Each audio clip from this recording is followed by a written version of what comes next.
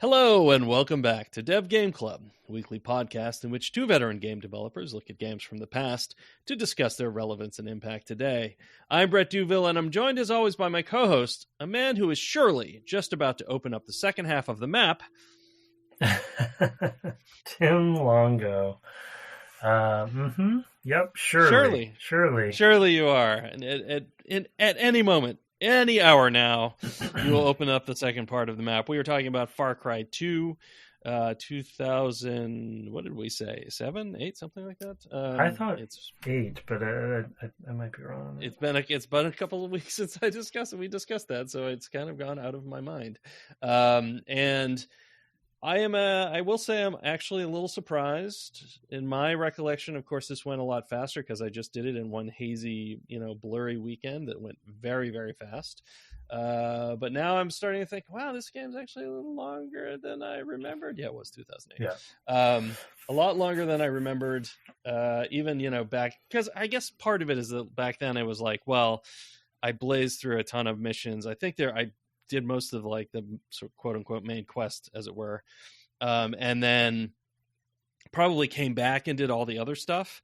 But I mean, it's been a lot of hours already in this game, so it's a whole thing. So you're saying you just kind of focused on you can focus on the main mission and just kind of progress like your intro. Yeah. Your intro is like I must be close to unlocking the second part of the map, and what you mean by that is that is possible. If I were, it's possible that's true. It's possible that's true. It's certainly not guaranteed that that's true. I get very sidetracked. Really remember, yeah, it's very easy to be sidetracked in this game, and I think that's actually part of it. Maybe we can kind of talk about the it's a good thing. The respawning enemies, right? Is part of how you get sidetracked. Mm-hmm. You're moving around in the world. You're trying to get from say a safe. You've gotten a mission. You've gone to a safe house that's maybe on the way, or maybe you've picked up a new one because you're like, well, this is close to the thing, and now you've already lost 20 minutes or whatever because you got there because there's no fast travel anywhere.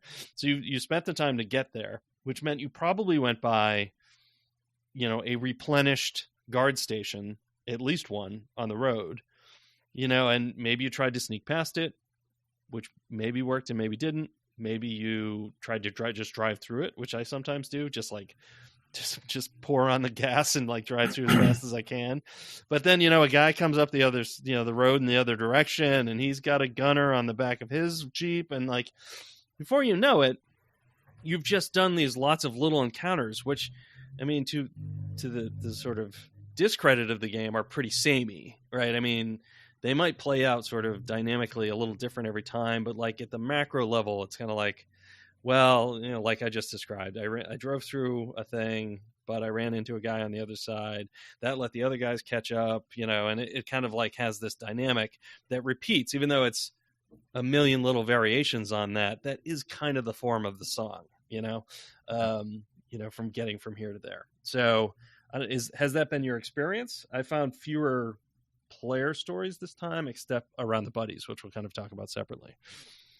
Yeah, no, it has. The note that I forgot to mention in pre-show that I wrote down about this is that the friction in the game, I feel like, is high. And, what I mean by that is like, I set a goal for myself to go do something.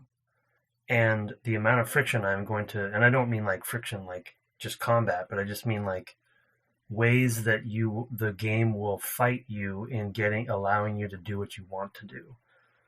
If you're setting a goal, like if you're trying to be very goal oriented, right? Like I want to go to this particular place and do this mission. And like you said, getting there alone could be a lot of like unintentional sidetracking.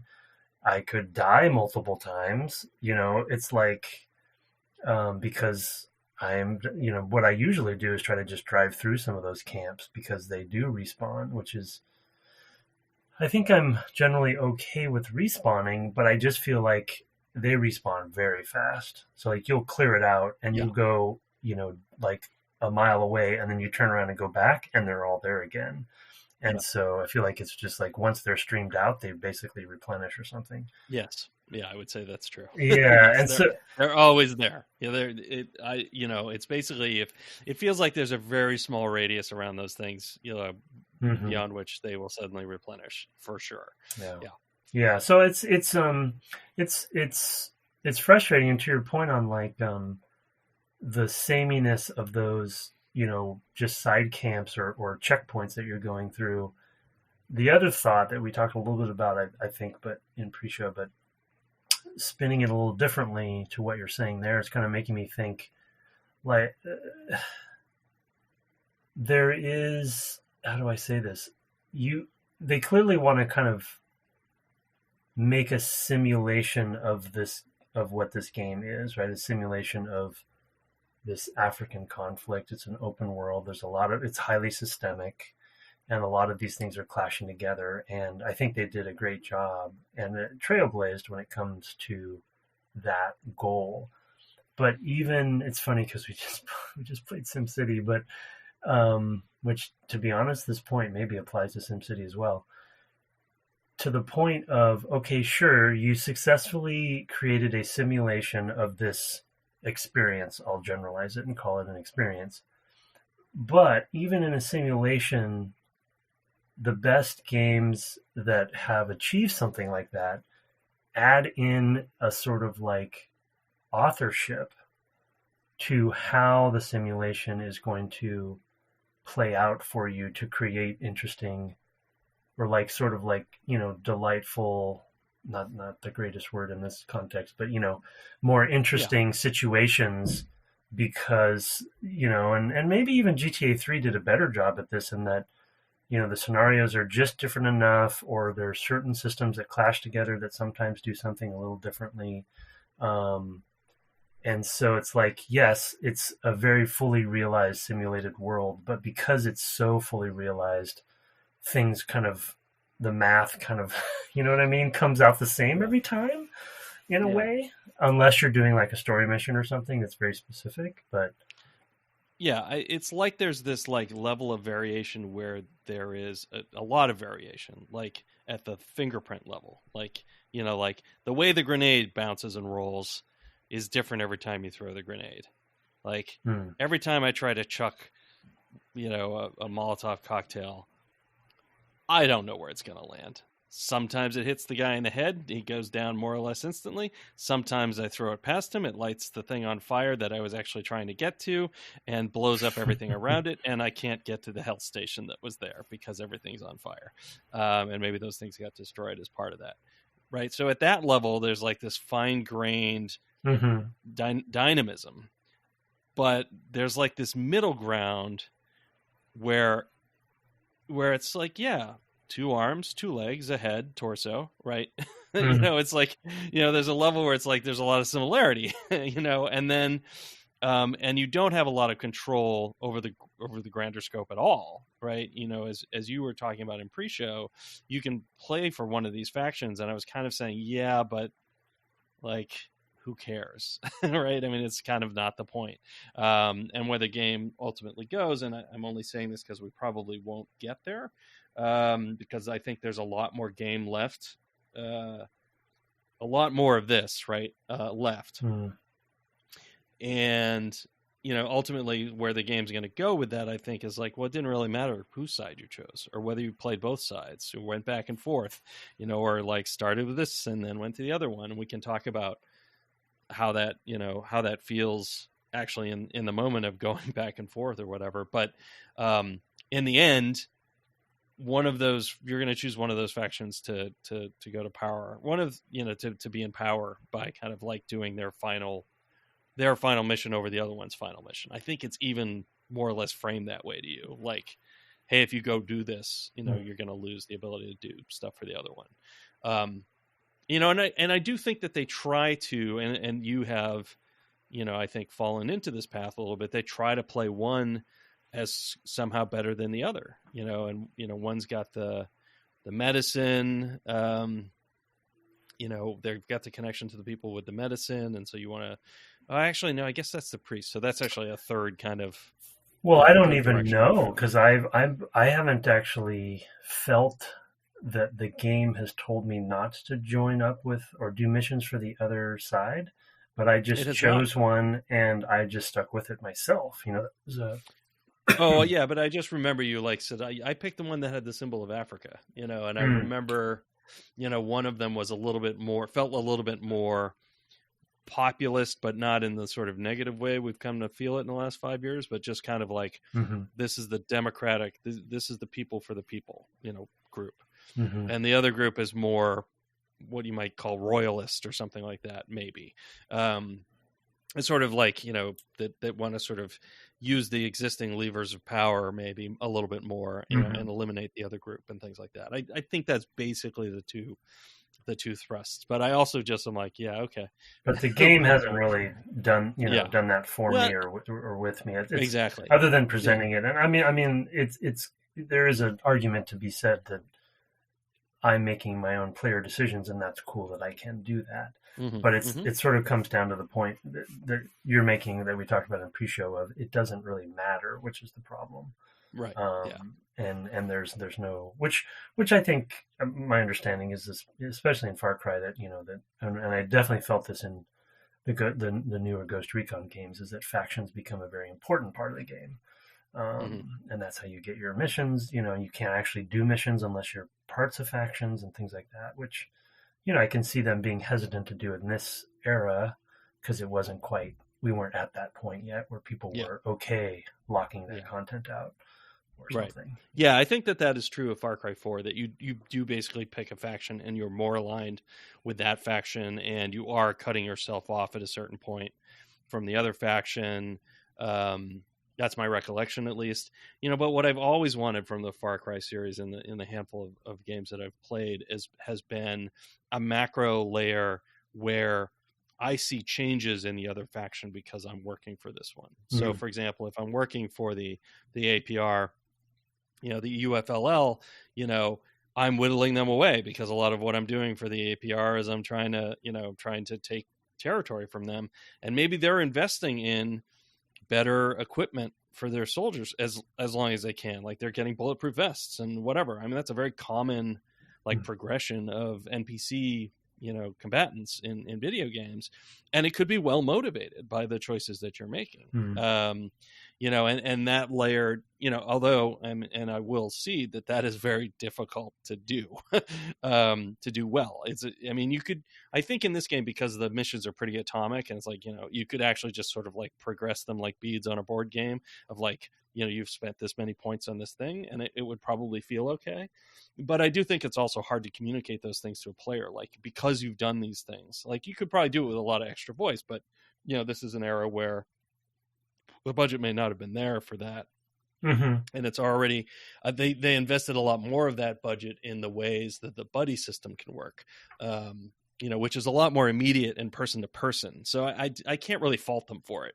I'm just saying, like, I wish I had strong modding tools for this game, or for Far Cry, I guess 4 or whatever, so that I could actually go in and just do that, and just like make it so it's like, what, I've got this group, they've got 1,000 guys, and and this much money and whatever, and I can choose missions that are basically like, I want to attack their money, so they can't afford to pay their guys, and maybe their guys have lower morale when I go into battle, but while I'm doing that, they're doing this other thing, and it becomes more of a like high level chessboard of where I'm trying to sap their resources and things like that, but then still having the moment to moment play.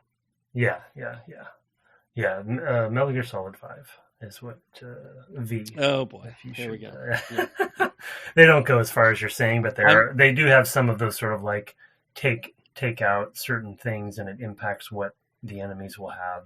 You know what I mean? Yeah. And those sorts of cool things. I mean, so. I would play it, but my hands still haven't recovered from jamming the square button for half an hour. So got it. From 4. From the microwave. Fair enough.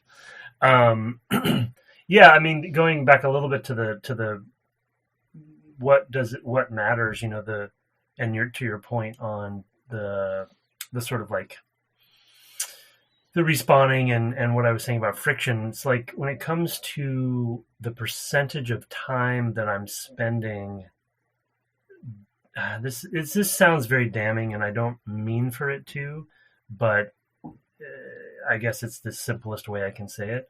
When it comes to the percentage of time that I'm spent doing what I want to do versus what I don't want to do, if that makes sense, those are out of whack for me right now because the friction's so high, and because I want to get to the next end point of the position or the mission that I want to do, but along the way I'm going to meet so much resistance, no pun intended, that it's just like now when because I have so little success, for instance, driving through a checkpoint because they usually blow my car up or whatever, or they at least disable it, so I have to get out anyway. I have this routine where I drive through the checkpoint, I jump out, I take them all out, and then jump back in and hope the car is in good enough shape, and then I go to the next one and do the same thing because I don't want to risk just kind of driving through or sneaking through. It takes too long. So, maybe I've made this hell for myself, but do you know what I mean? It's like the on the way part is not, So, luckily the other thing too is that the map is made in such a way that you're also like, you have all these natural barriers, so that it's not like you can just drive straight to the place you want to go. If you're going to drive straight to the place you want to go, you're either going to run into something you can't pass over, or there's going to be a river, and so it's like, well, now you need a different vehicle. And I think that what you're kind of calling friction, I think part of what they're looking for is a kind of, and this actually ties into like how the battles escalate, so we'll kind of tie that in as we go. But I think one of the goals that they wanted from their combat was it to feel a little bit more like jazz, that you're like, okay, I've got a plan. And you drive in, and that's like the main melody. And then you're there, and you're like, oh, yeah, now I've got a solo. Now I've got to improvise. And you just like, because it changed, the conditions on the ground changed as soon as you got in there. And so you have sort of your plan. But like if guys are in different places than you expect, you're like, oh, no, like they're all over there, and they've got me in a crossfire, or something like that. Like it changes those things. And I think it can be, really interesting from that perspective, that like, and I think that a lot of the systems play to that, and that's why the friction is there, to make that improvisation have to happen. But I agree with you that can be extremely frustrating, because it's like, oh, I just wanted to hear this song, but I'm at the Fish concert, and this song is now 14 minutes long. Oh my goodness. Right. It's like from jazz to Fish. That's interesting. Yep, I went jazz to jam band, and it's like oh, suddenly like I thought I had this compact 2.5 minute single to do what I wanted to do, but it turns out in the live version it's like, oh, and there's this part in the middle that's usually 15 seconds on the recorded track, but they'll just play it as long as they feel like when you actually are sitting there in the stadium, because you do get tired and you have to sit down when they're that long. Well, but I think, agreed. Yeah. And it's okay. Like, I think that that forced improvisation is fine. And I think some of the games that are benefiting from the legacy of this game, that probably wouldn't exist unless Far Cry 2 existed, which is part of the point of the podcast, is like, this game's not going to be perfect, but it had a huge impact on games later, is that when I'm improving, the number of verbs / tools / whatever I have, or things that are switched up on me, like the enemy types, for instance. Man, I'm not even home, and June is still messing with our. Yep. Jeez, she's outside the door probably. Anyway, that you mix things up enough when you're in one of those camps, whether it be through very different orthogonal enemy types, or you have some crazy weapons or tools that you're using, and so it's like you can really like mix it up and so those become inherently fun in and of themselves, so you don't mind as much. The friction is the point, and I think the friction is the point here, to your point.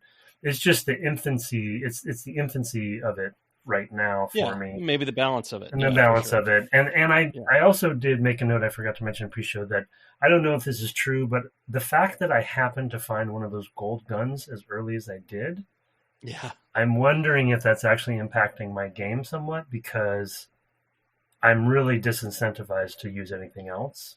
I feel like. Because I was thinking about that. I was like, oh yeah, but another part of the jazz is like your gun jams. So you want to pick up a different gun, that somebody else dropped, you run out of ammo, which is what's more common with me, I would say. I tend to be very, like, I tend to every now and again I go back to the bar and I go and make sure I refill my chest so that if I need to switch out and get a new whatever MP5 or whatever it's called, I'll just have one in that crate, that secondary or primary crate that's in all the in all the huts, so that I'm like, okay, well, it's there if I need it, type thing. So I've actually gotten to a point where I've plateaued, but earlier on I definitely had a lot of moments where I was running around and my gun started jamming a lot, and I was just like, or I just ran out of ammo. Because early on you don't have a lot of accuracy either, so it's like your bullets are going all over the place. So you're like, well, I guess I'll switch to my pistol, or well, what's he got? Oh, look, he's got a different kind of gun. Let me switch to the shotgun. Oh, I have a bunch of shotgun ammo because I never used the shotgun. Cool. And that has happened to me in sections for sure. Longer sections, bigger set pieces where they're just not carrying any of the ammo I use, and I'm going through it too fast.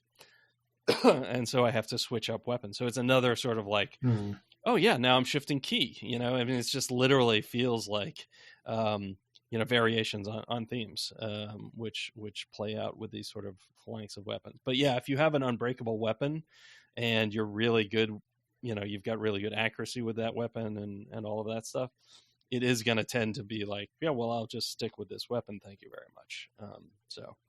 Yeah, that can be a real risk. I probably should throw. I still haven't even unlocked. I haven't focused on the gun stuff very much because I have this gold weapon, so I haven't unlocked the MP5, which is. Yeah, I found one as well. I found a gold MP5 actually, so I've got now an unbreakable MP5, and I think that does tend to make it a little sloggy early on. You start and you've got like the fire. What's a fire? My brain is just flamethrower. What? Flamethrower. Thank you. I picked the wrong word to start with, and my brain could not find it. The flamethrower, like early on, and so you're like, in the first couple of things that you do, you've got that flamethrower, and it's a good fallback. And then later on, you put that down. You might pick up like the crossbow or something like that. Or for me, I've got like a long range silenced. I think it's called a dart gun, but I think in theory it's not killing them. I'm not sure what that really means in this context because they go down, they never get up again. So I don't really understand what that means. But they're just sleeping. So yeah, I mean, I definitely kind of, and I remember this from the first time I played it. Like, oh, I really liked certain of these guns, and I just kind of played a lot with those particular guns. And it's funny having played more modern shooters such as Halo Infinite, where I actually did the same thing, but it was a much higher level gun. It took me longer to get there, and in this one I kind of got to the gun I like pretty fast. And there might be better guns, but I'm perfectly happy where I am. So it's kind of an interesting. There's a lot of that, just like they were doing so many new things and interesting new things that they had. Some of the balance of how those all things worked or progressed wasn't quite there, and it was because they were trying so much else that was new. Yeah. So. Yeah. Again, I mean, yeah, it's like, I don't, this again isn't meant to be a knock on it, but I do think it's like you can see it as a very excellent proof of concept for where you can see the beginnings. This is the beginnings of a thing. All the recipe. I think the note I wrote down is you can see the recipe here. It's just not quite, cooked correctly, or not correctly, but it's just not quite perfectly executed on the cooking of it. But the ingredients are here, the recipe's here. You're like, okay, as somebody who is a very, very, very amateur baker, it's like your first few sourdoughs, you're like, yeah, that's the recipe technically, but this loaf of bread is not correct, or there's something not quite right about it. And then you get better and better at it. So I think that this is, I mean, it's like a huge leap forward for this particular genre. It's just, yeah. And I can't, and again, my touchstone is a weird one because the games I played the most are the Ghost Recon open world games, but I mean, the last one, Breakpoint, I mean, I see that game is this game. It's just a modern version of it. There's a big. It's just 13 years on. Yeah. Yeah. So yeah. just as Yeah, far as for the sure. flow and the structure and how you get from point A to point B. And they lean into vehicles way more heavily in that game, which I assume the Far Cry games do too. So you can fly around and stuff. But yeah, it's just you just kind of keep layering on and on. And I mean, that's, as we've talked about multiple times already, that's one of Ubisoft's secret weapons, is that iterative nature to their games. They're similar enough, but they keep going at it. Yeah, yeah. And I do think they refine it a lot. I mean, you definitely squint and you see things where you're like, oh yeah, okay, I see what they're going for here. Like when I mentioned the map earlier and how trying to get from here to there means you're going to come and get across some natural barrier. And in this game, I think that the thinking is definitely like, go to the POI because there'll be a boat there. You can cross, kill these guys, and grab the boat and go to your next thing, right? And that's what you're supposed to do. But if you want to just kind of like cut directly to the river and get across, I mean, you could swim, but now you're going to have no car on the other side. It's going to be slower. You're probably going to get pushed down to the river again, and there's going to be patrol boats, and like there is that constant friction that you described. Whereas like at the high level, it sounds like, well, yeah, I drove a car and of course I came across the river, so I got a boat. Like if you just took the like high level beats of the interesting changes, the chord changes, as it were, you'd be like, oh, cool. I like it. But there's a lot of noodling that happens before each of those chord changes, which is just kind of the balance of those ingredients, as you point out. So, but yeah, I think it's, it's a pretty good first attempt, for sure. And there's a decent balance of sour and dough, I guess. Is that how that works? I'm not much of a baker myself. Certainly not for sourdough. It's the amount. Yeah, it's, how do I totally butcher this analogy? But the baking, the thing about baking is like, the measurements, right? Like even if you use weight, it's even easier. Like you will get the measurements right, but it's about the rise and the patience and the sort of judging. I mean, it is a little, oh man, we're really deep now. It is a lot like gameplay, because there's a sort of feel to it, right? Where you have this dough and you're like, oh man, this is so silly. And they'll be like, yeah, knead it until it's shiny. And you're like, what does that mean? Or just like how, like how does it feel? Like how does it feel like the bubbles are good, or, and so you kind of like, yes, those are the right measurements, but there's so much like intuition going in there too, where you really could mess it up if you intuit wrong. So it's like experience, right? It's like almost like experience is all you have to get better at it. Yep. The only way to get better at making bread is to make more bread. So exactly. Go at it, man. I'll be there once you're on your couple hundredth loaf. Yeah. You don't want these loaves right now. Nah, I'm gonna wait until you've had your 10,000 hours. Let's see, where should we go from there? You had mentioned the sort of quick battle escalation, and I wanted to talk about that as well. I mean, it ties into the jazz point, but it is kind of funny how quickly it goes from 0 to every guy knows where you are. Yeah. The communication is a little strange. I don't have a lot to say other than that, but maybe you have a little more to contribute. Well, it's I guess, it's like, I already mentioned my touchstone many times, but the thing that is sort of interesting about it to me is that I forgot to mention this in pre-show, but the rules of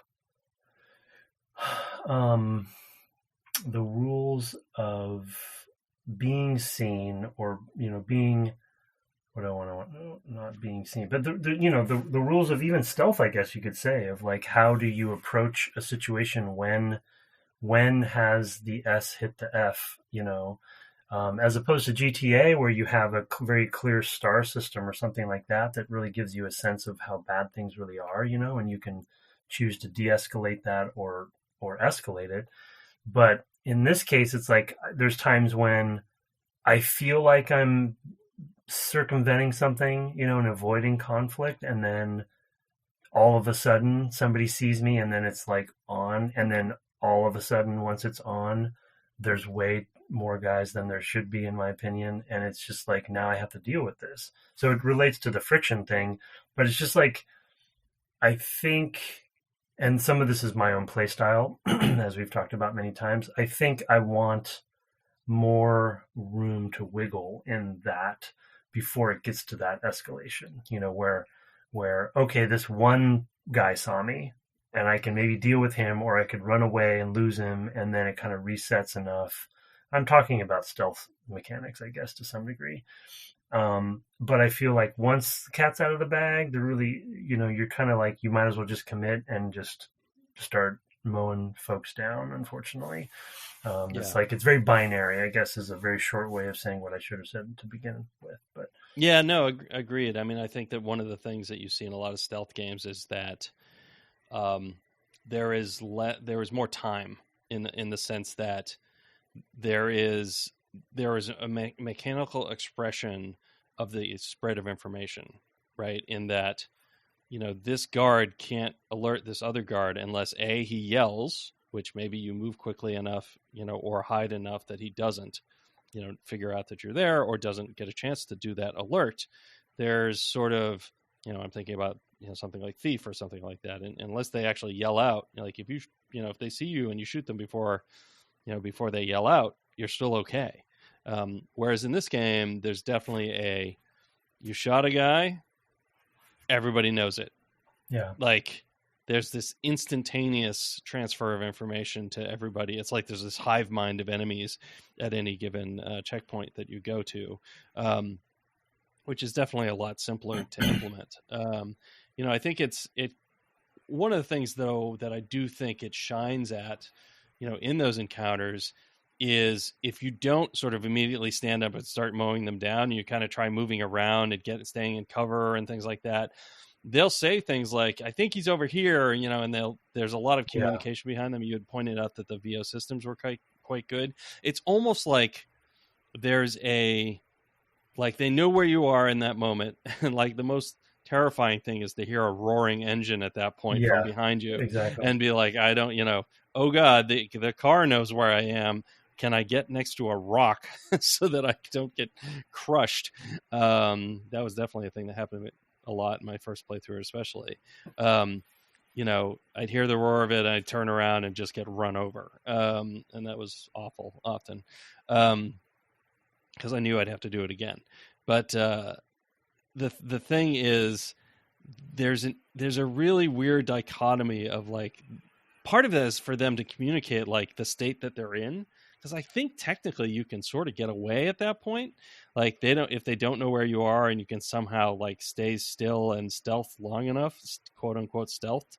But the game also doesn't have any of the things that that the pure stealth game would, that can sort of give you clearer indications. Clear indications of like the light meter in Thief. You're in darkness. You can't be seen, versus, you're a little bit in light and you're a lot in light, and there may be 2 or 3 gradations of light in that game, dark, and then maybe 2 or 3 others of levels, and I remember thinking at the, in that era of Deus Ex was the same thing, where it's like, it didn't have that. So it wasn't as good a stealth game. What made it impressive was it was multiple types of game. And I think that this game falls into a similar place as far as that goes. Like, it has the state changes. Some of them happen too fast. There's not a lot of communication of your state, in terms of like, I mean, you can kind of look around, which I don't think is bad. Like, I think that that's what they're trying to go for, is a sort of simulation of this realism. Like, if you think you're hidden, you might be hidden. Like, you've got a lot of branches and stuff around you, you might be okay. Yeah. Or you've gotten into an area of a building where nobody can see you, you might be okay, and they'll be out there. They don't forget about you quickly, which I also like. That's actually probably one of the things that I find most, silly in most stealth games, is how quickly they'll say, yeah, I didn't see anything, after they discover the body of a comrade. Like, Mm-hmm. oh, I guess he's just sleeping. Don't mind that blood. And they'll just kind of meander off on their patrol route after 15 seconds, because they want you to continue to have this stealth experience. And this one, I think it's actually not a terrible decision to sort of say, well, there's some stealth, but you don't have perfect information. So I've kind of talked myself around that, a little bit in terms of where I feel about it. But I think that's what they're going for, and I think they largely succeed. I do think that the transfer of information is a little ridiculous. Like at the beginning, nobody could have possibly seen this guy go down. I want to go pick other ones off.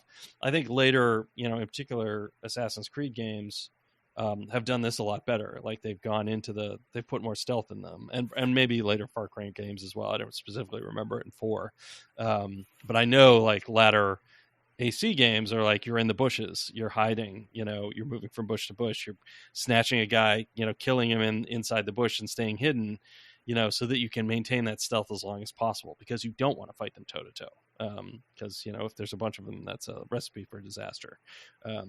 This game is maybe a little too power fantasy to support that level of it. Anyway, that's a whole jumble of thoughts. That was not well considered or constructed, but I hope you get what I'm saying. No, I do. Yeah, I do. And it's I do appreciate that they have dipped their toe into multiple sort of like encounter states. And so, and like you said, when it's sort of more of a sum of parts situation, then you want that soup to be, like that, where you have options, but it's kind of messy. You're not really sure exactly what's happening or what you need to do all the time to achieve your goal. But kind of going back to the escalation point, it's like, and there have been times when I have successfully lost them. You know what I mean? Where I have hidden, I've run away, and they have clicked into that state of like, oh, where'd he go? Is he still here? I don't think he's here. How many of them are there? They kind of say stuff like that. And it's really pretty fleshed out from a systemic VO perspective. And I love that. But then it's like, I leave one bush and they instantly all see me again or something, so it's just sort of like, it's just so drastic. The swings are so drastic. I just wish they were a little softer. And yes, again, that's, sneaking is often my tactic, and I wish so. I'm trying to do it when there's times when I think to myself, this game really isn't supporting what I'm looking for, so I should probably stop, beating my head against the wall on that, because it's not really going to be there in what I would call a more fair way, because it doesn't have all those extra things that you mentioned. So right, yeah, it does, but it does. It's so. In the moment, it feels like it does. It's so like, because there's all the they get part of the way there. I mean, I've clearly hidden in bushes where they haven't seen me, and trucks have driven by or whatever, and then sometimes I guess I was sticking out a little too far or something, but I wasn't really sure, and and so they're part of the way there, so you see the potential. I do remember it was. Yeah. I mean, it was a conversation we had on Republic Commando about Kashyyyk, or Kashyyyk. I'm not really sure anymore how to pronounce anything in Star Wars. That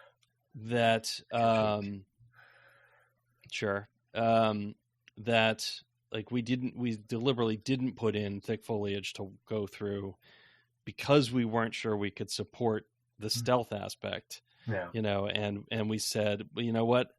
The player's going to think they are, but we probably can't actually do it. Exactly. So we'd better back off. And this one definitely feels like the rules are a little bit unclear. Again, I'm not sure it goes against what they're trying to do, but I do think that those state changes are really, really quick. And that's one of the impacts that the sim is definitely having on gameplay. Like, I mean, it's the same thing. I mean, it's another sort of information flow, right? It was like, it's super quick information flow, and that's the same way that guard posts get replenished, right? It's just super quick. It's happening at a pace that's just, not,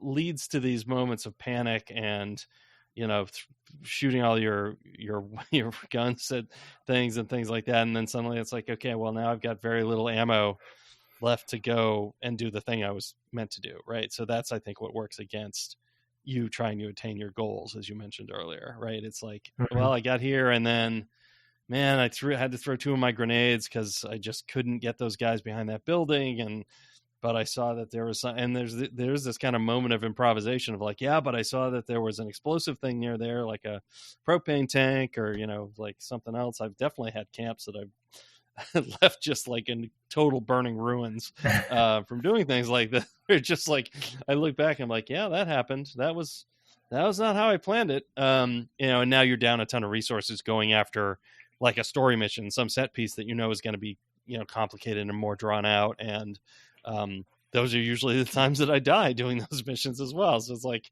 it can be really, really, really frustrating. Well, and that's how these games become hundreds of hour games, because 10-20% of the game was actually focused on the point to point, and then the rest of it is just this improvisation, which again, inherently, if it's fun, that's great. But there's times when it just kind of it's can be frustrating because it gets in the way. And what was the other? Oh, then to the point on dipping your toe into a sneaky gameplay set of mechanics and systems that they're sort of doing. The other thing that I hadn't intended, that I hadn't thought of before playing, because I do tend to want to play that way, the scale of the world is too big to support that style, in my opinion.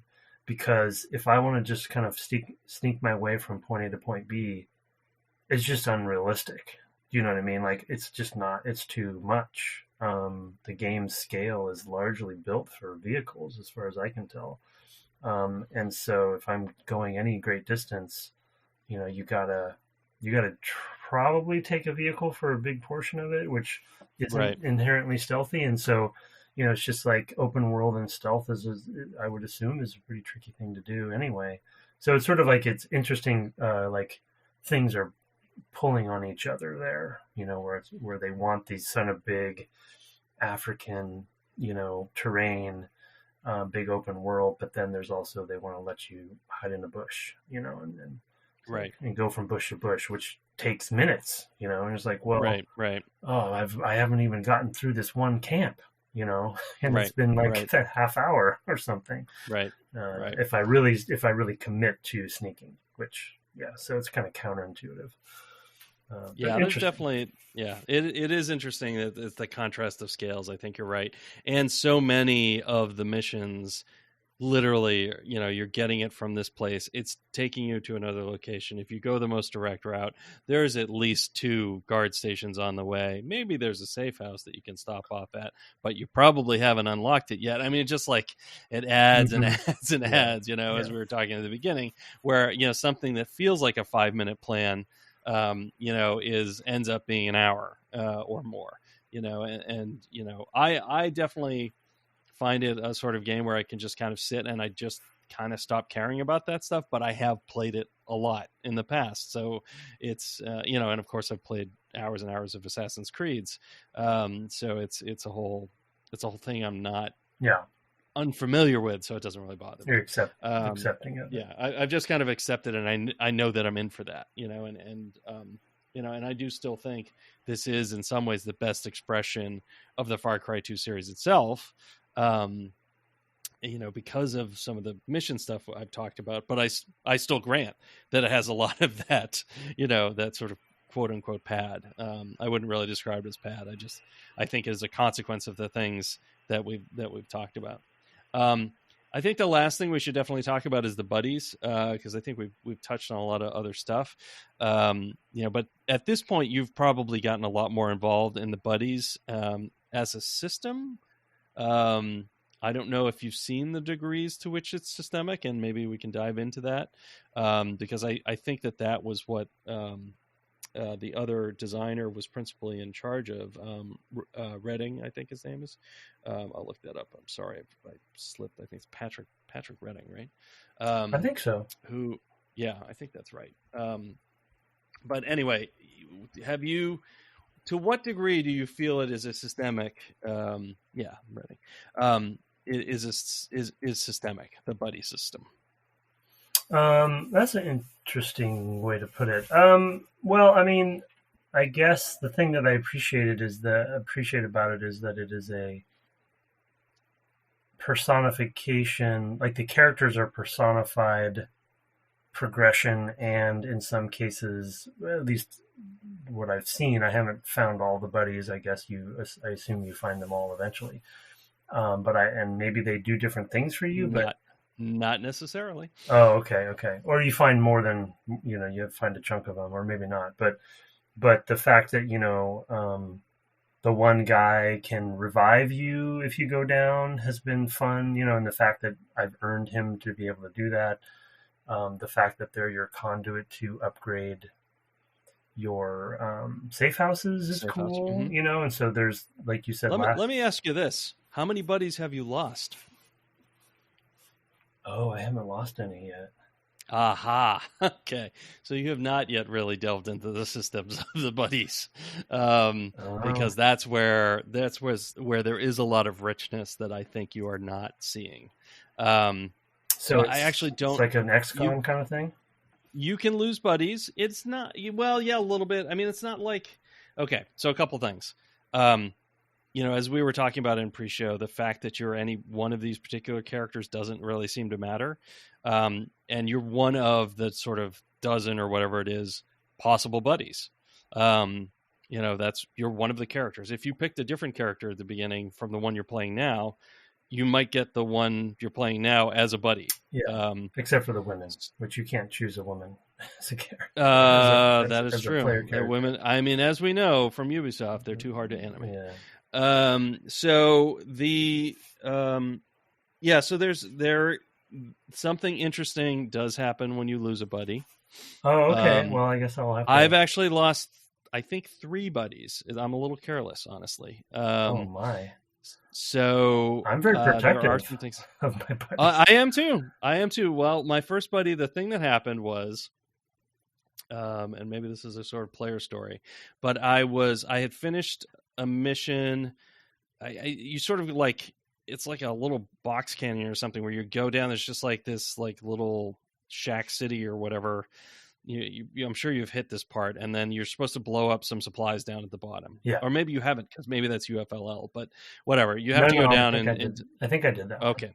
All right. So you go down and you blow up these things, and like there's like all these buildings all the way getting down into there on either side of like this gully where the things actually are, where the resources are. After I escaped from that, my buddy called me, but I was in a firefight. And when I finally got to the message, and this was my first buddy, Paul, he was like, "No, you can't leave me here," and like that was the message, and he was dead. And I'm like, "Oops!" Like, wow. You got a phone Paul message from a dead person. Well, I got a phone message. I mean, he was dead by the time I listened to the message. He wasn't dead at the time. That's what I mean. Yeah, it's like that's morbid. Yeah. I was like, I mean, I would have gone and helped him, but it was too late. Interesting. And I since gone through, like I said, well, maybe I've only lost 2. I feel like it was 3 though. I'm sorry, it's been like a week since I played because I was away. But yeah, so it was, and then you actually start seeing the systems at work with the buddies.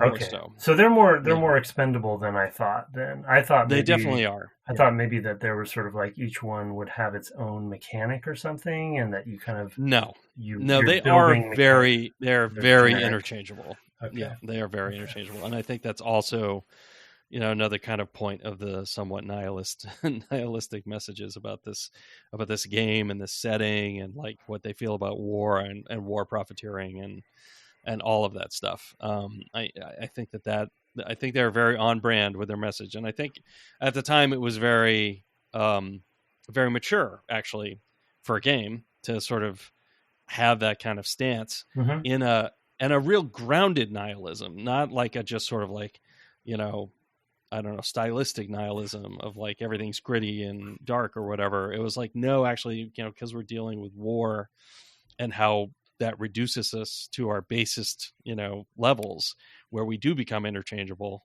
I think it had something interesting to say, and maybe we'll talk about that more, next week, which I think might be our final episode. I'm starting to feel like we're kind of wearing thin, what more to say about this. And unless I may come across something in the next few hours of play where I'm like, oh yeah, of course this, and we should talk about this. I'd love to get to the ending, but I don't think the investment of time required would be worth it. So I may at some point say, okay, just go watch, an ending, and find a video for you that sort of shows the key points that I think you should see. But that might be how we approach the final episode. Yeah, unless there's some sort of huge well, I mean, I'm still going to try, but my track record's bad. But it feels like one more session one more episode is about right. But in terms of discussion, I think we'll as far as macro topics and stuff. Yep. All right. Well, with that, I guess we'll turn to a few emails. We have gotten these at devgameclub@gmail.com. As is customary, sir, I have given you the first one. Yes. Okay, so we have the first one, advancement from Ryan. Hey, Brett and Tim. I don't know if this is worth also, hey, Ryan, thanks for the shirt. Oh, that Ryan. Yes, I got my shirt as well. Biostats, Thank you for sure. Apparently, no. Thank you for shirt, I believe is what you mean. Yes.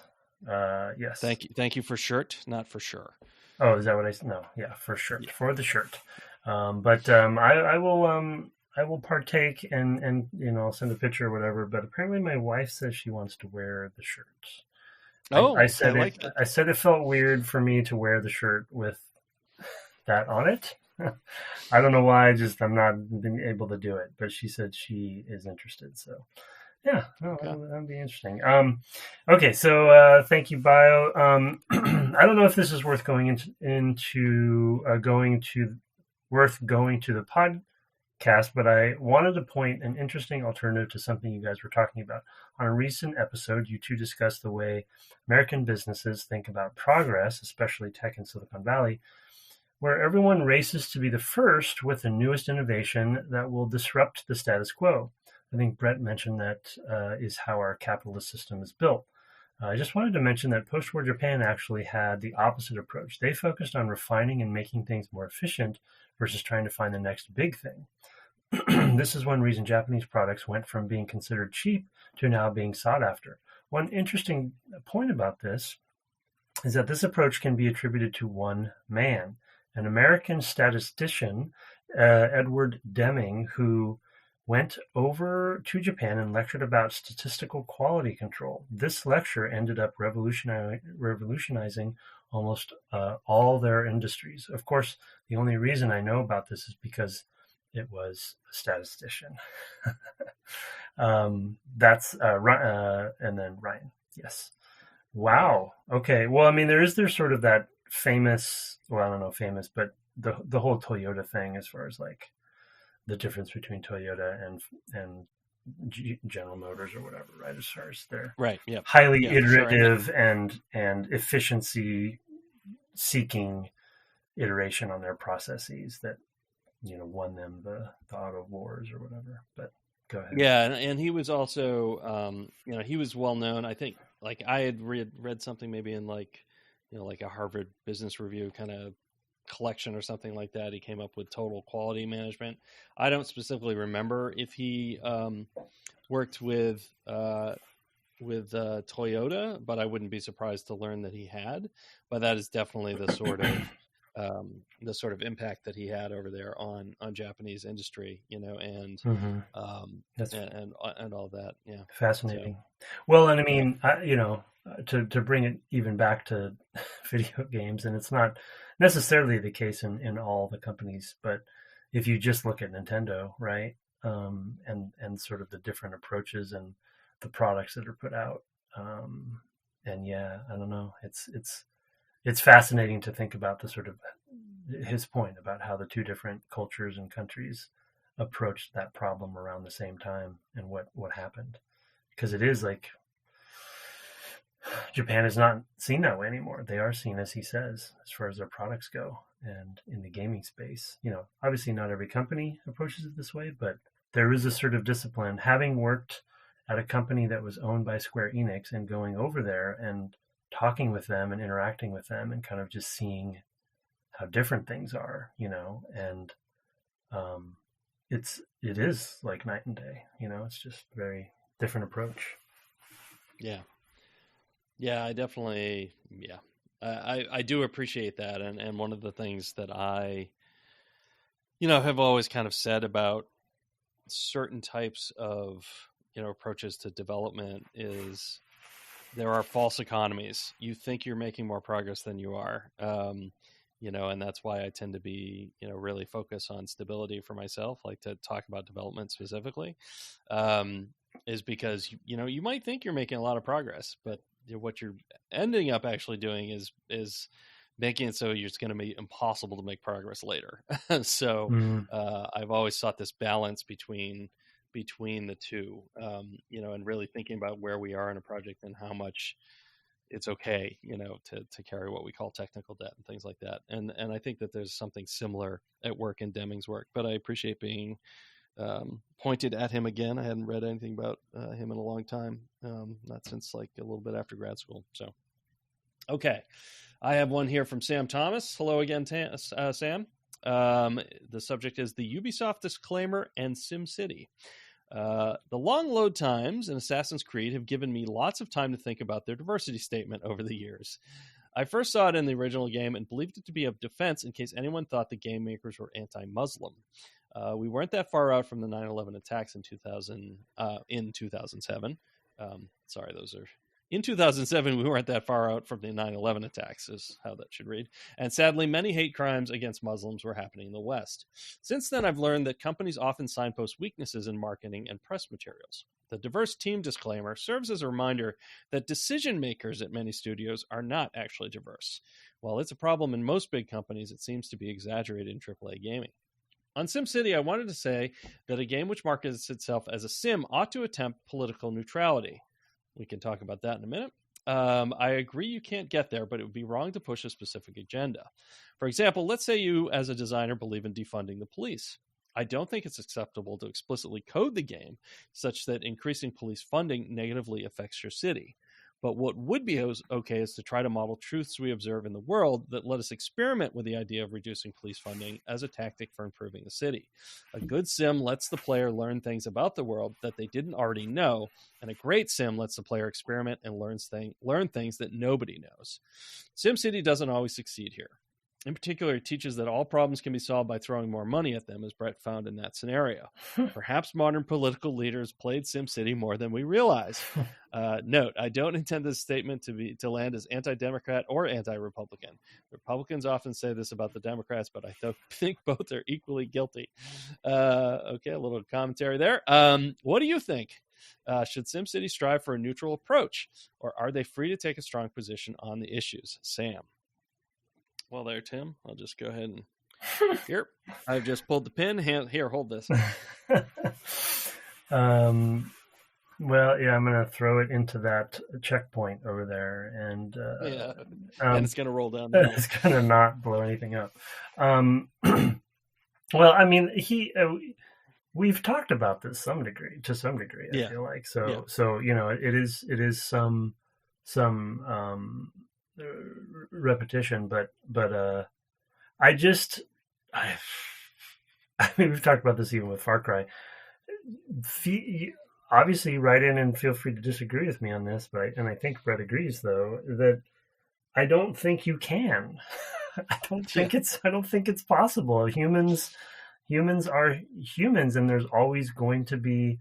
If you're making a decision on what you're going to code into a simulation like SimCity, you have to make a decision on certain things that will result in some sort of leaning, even if it's unintentional. I just don't think it's. I think it's just humanity. Or what do you I mean, I don't know the Yeah. the definition of politics or something, right? Like, Right. Sure. what Yeah. do you call it? But, 2 people is a conversation, 3 people is politics, is what they say. yeah. Well, there you go. Maybe if you just make a Um, game with 2 people, you'll be okay. yeah, there you go. I mean, one of the things I would say is that I'll actually take it. You can't be neutral from a different direction. In that, like, maybe you believe in, for as example, you believe in defunding the police. I don't think it's acceptable to explicitly code the game, etc. So yeah, I mean, I think it would be disingenuous to code the game in such a way of like there's been observed phenomena that directly contradict rather what you have to say. However, I think one of the interesting things about sim games, and one of the things that you kind of mentioned, is like often they allow you to push beyond the boundaries of what people have actually tried. And that's the part where I think it's actually pretty hard to argue one way or the other, because at that point it's largely theory. Like, pushed to a certain extent, like, is that actually a good thing? Like, and often, in these earlier games, of course, there's not the granularity, because of course defund the police doesn't really mean defund the police. It means demilitarize. Let's not make every solution, let's not make every, situation involve a hammer. Sometimes it's a screwdriver or a saw or a bit of pliers, or, there are different tools to use in different situations, is often how I would reframe that. But in any case, to put that particular statement in its best light. But like, often there's no data to support what happens way out past the margins, and of course, what do you want to do as a sim player? You want to crank it, crank knobs all the way. And I think a really good sim reflects the fact that, really pushing in one direction, in a game is going to actually, throw other things out of balance, and it's going to make the whole thing wobble. Right. And so it's like, well, you've really, really pushed hard on, on making this place have lots and lots of cool things to do in it. It's like it's got a zoo, and it's got an arena, and it's got a great theater district, and like you've spent all this money on those things, but the roads are crumbling. There's not enough parking. The I don't know, there's not enough water to have the hydrants work. Like, you've drawn from all these other things and trying to make this place, like, and that I think is where a sim can be really, really successful, is like, well, there are limited resources here, and and that's what politics is often all about, is determining how to politics, when played fairly, is to determine what is the priority, in terms of how we should spend those resources. And it's very, very hard to get that right. And of course, despite being described as a toy, people want to play it as a game, right? And they do want to have it feel fun, feel like it's successful. And like, I do think we're maybe sometimes a little too hard on, like, it, it's making particular arguments. I think in some ways it wants to make those arguments both in terms of the maybe the beliefs of the designers, but also because they want to give you a road to what you feel is being successful, right? And if it is too much like a zero-sum game, which politics sometimes can feel like, then, or at least is played as, then it can feel like you never actually get anywhere, and that can be really, really frustrating in something that's meant to be entertainment. So that was a much more long-winded answer than I expected. Do you have anything else? Have I given you some room to throw more stuff in the pot? I noticed you mentioned soup earlier, so now I'm wondering if we get some dessert, and maybe if you're just hungry. No, I'm some dessert would be nice, but no, the only thing I'd add in is your point about like pushing. Simulation is meant to go beyond the mundane often, even in a SimCity game, and push beyond into the theoretical.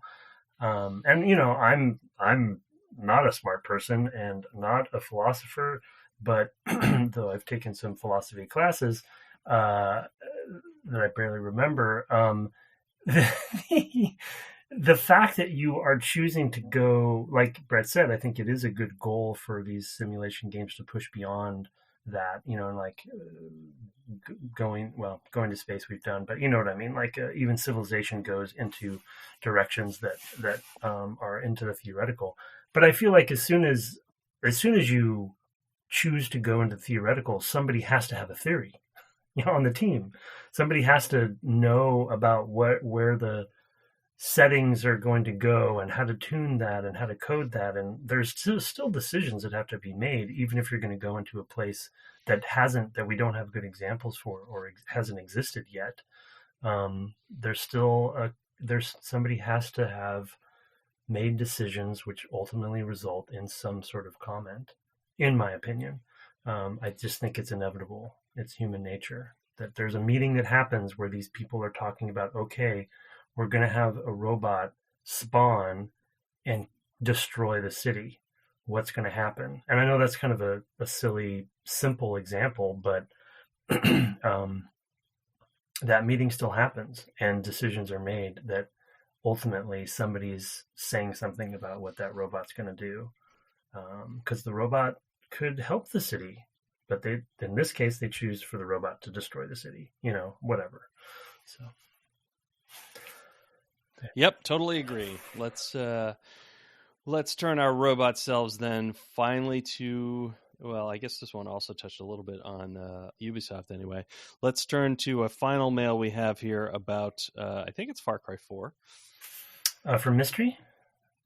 Yep. From Mystery. Yep. Best game ending from Mystery Dip. Hello, Mystery.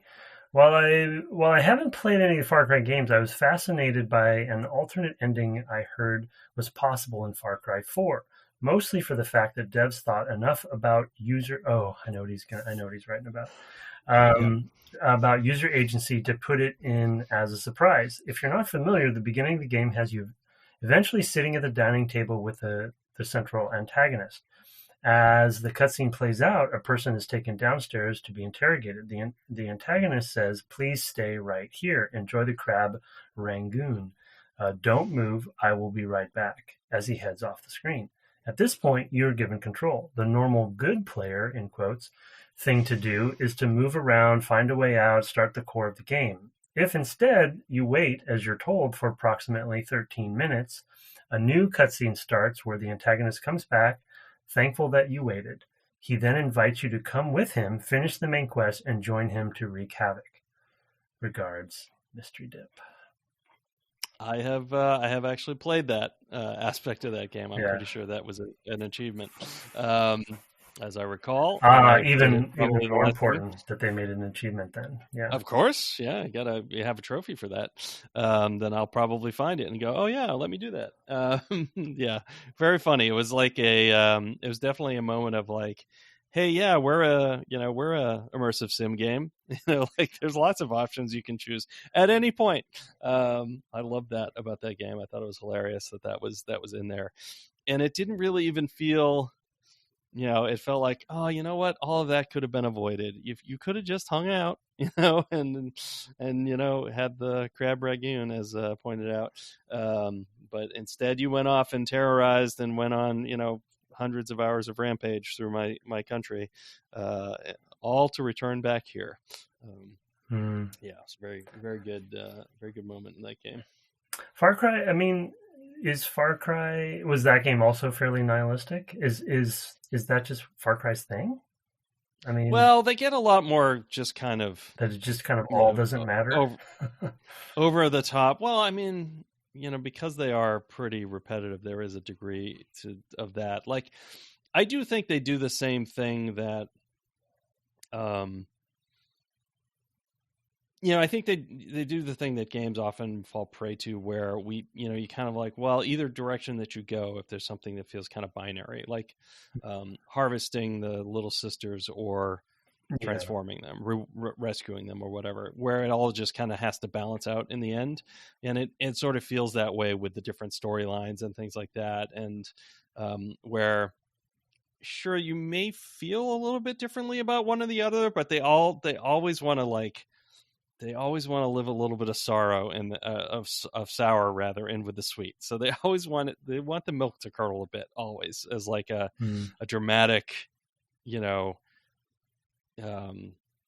just a dramatic moment of like, well, turns out, you gave this person power and now they're the bad guys, right? Or whatever. Like, that you can't win. And you can't, that you can't, you can't win sort of on that level, even though you might, beat the game, quote unquote. So it is like, there is something there, but I haven't played enough of them to say. I mean, I did play Far Cry Primal, which I guess was on the, on the 4. It was like the DLC or follow-up game to Far Cry 4, and I don't really remember that being a thing there because it was effectively prehistoric, you were, I mean, it was more, I guess, I mean, I don't really remember exactly how I would couch how it was set, but it was set in the same place, and you were like riding around on marauding elephants and things like that. It was, very enjoyable, but didn't have like that kind of storyline at all. So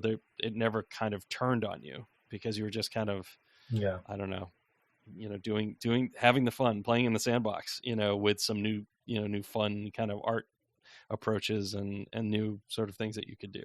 And I think that's kind of the general direction that the series goes. But and even with the Assassin's Creeds of the world as well, where it's, telling cool narrative things, which don't always have to end so negatively. So I don't know. They're interesting games, even though they are often quite long. So, and speaking of quite long, here we are at an hour and nearly 11 minutes, so it is probably time to wind ourselves down. I don't know what that sound is I'm hearing in the background. That is my fan they're telling us that it is time to stop because the laptop is done. You know what? I am tired too. He's been talking about soup and bread, and now I'm hungry.